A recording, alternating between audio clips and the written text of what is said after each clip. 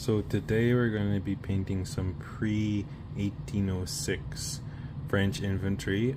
These are metal miniatures on little strips, molded by and made by, produced by Baccus 6mm. Really nice sculpts. So the first thing we're going to do is we're going to go through and we're going to clean up the models.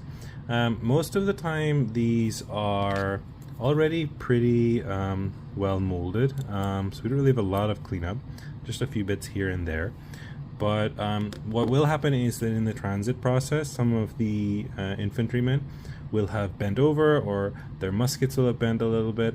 So there's not an awful lot of flash to remove. You just want to make sure that they're nice and straight as much as possible. Some variations, not really a big deal.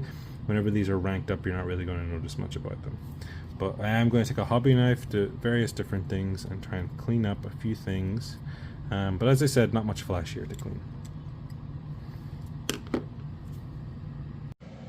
So before we get on to painting the miniature, the first thing we're going to do after the cleanup is we're going to wash the miniature, literally with just some hand soap or dishwashing soap or whatever it is, because a lot of companies will use some sort of mold release agent to ease the process of removing the miniatures from the mold. But that can have problems with adherence of the paint, and so we want to remove that. So we just get some soap, and we just literally wash it a little bit. You can even just make a basin of hot soapy water if you want, and like stick them in there. And then after you've done that, you just rinse them properly with some water, and then let them air dry, and then later on they'll be ready for priming and painting.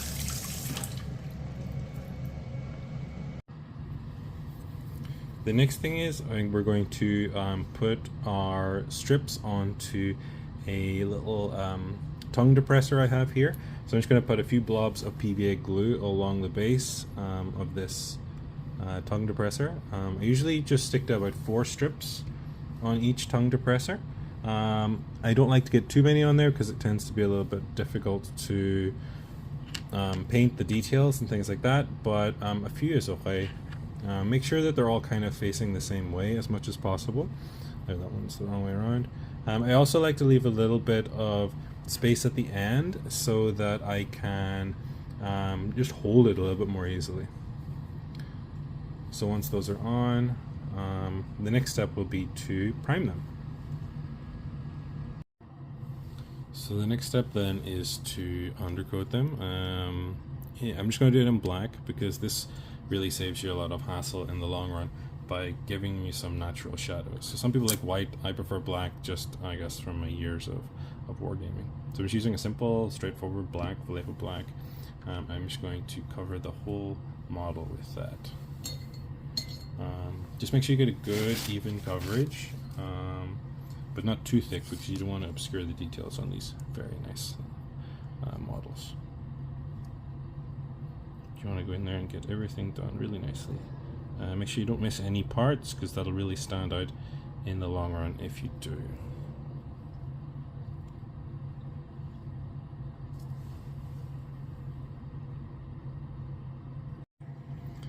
The next step in this process then is to prime the miniatures. I'm going to be using a Vallejo primer, German Panzer Gray, with a little drop of airbrush thinner just to make the drying process a little bit slower and to thin out the paint a little bit. So I like to use this. I have in the past used just flat black primers, but I like the gray and just the difference it can give me. So you want to just make sure you get a nice even coat. Doesn't need to be too perfect because so long as you've got some on there, the primer will do its work. It's just a very thin polymer coating which is going to allow the paint to adhere there nicely. So you want to do front and back of the minis, and then you'll be on to painting them next.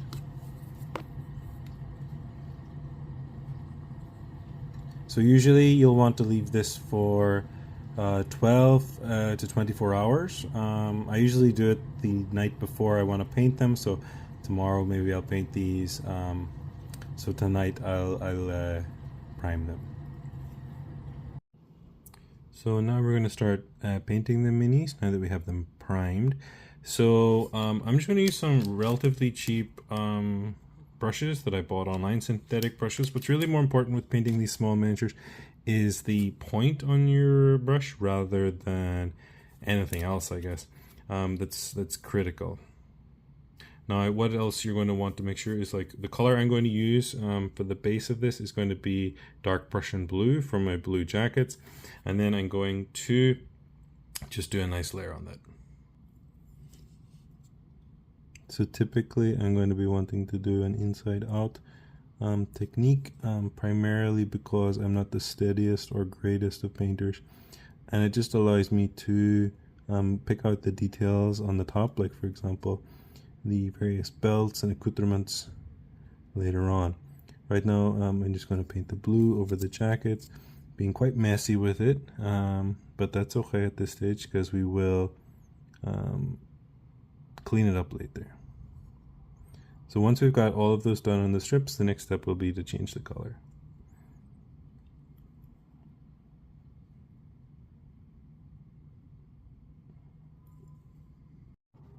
Next will be to paint the red on the cuffs and on the collars.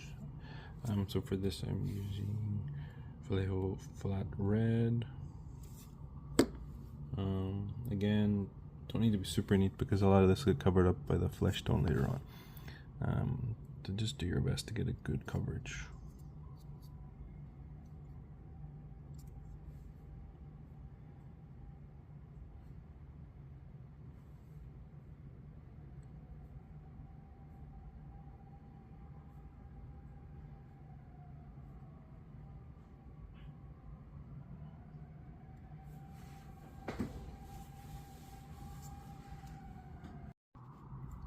Next I'm going to paint the wood and the backpacks, just using any old brown. I'm using flat brown for that, but any old sort of wooden colored brown will do.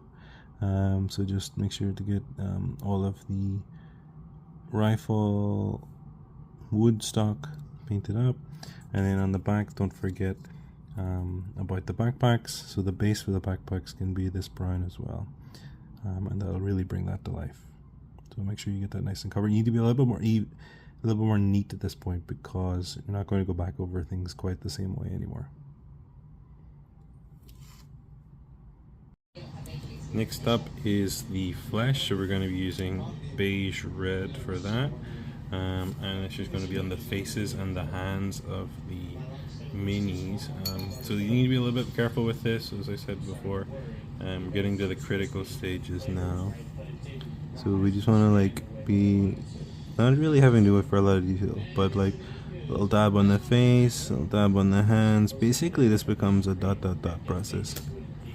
And then look for the hand down here, like that. So okay, so we just do that on all of them and then we'll come back for the next stage. Now it's time for the bedrolls. We're going to be using sky gray for that, but really any light gray will do. You just want to make sure you line along the top there, really help it pop out. So nice like that. The next part then is using our iron breaker to just paint the tops of the bayonets.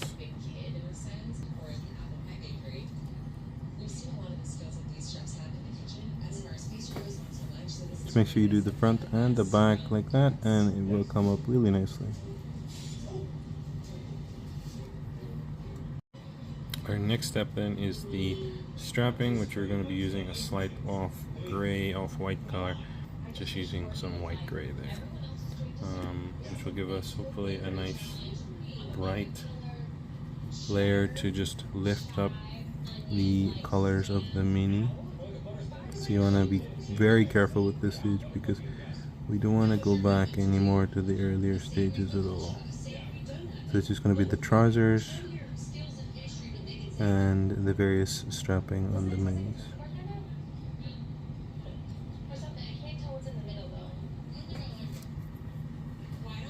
The last part of the basic paint scheme is the hats and boots, and so for that we're going to be using German gray, which is a nice off black color, just to paint up those bicorns and those boots. So this is the last stage. We want to be super careful. We don't want to have to go back over any areas or anything like that as much as possible. So just make sure you cover it up nicely, and make sure to do the boots as well.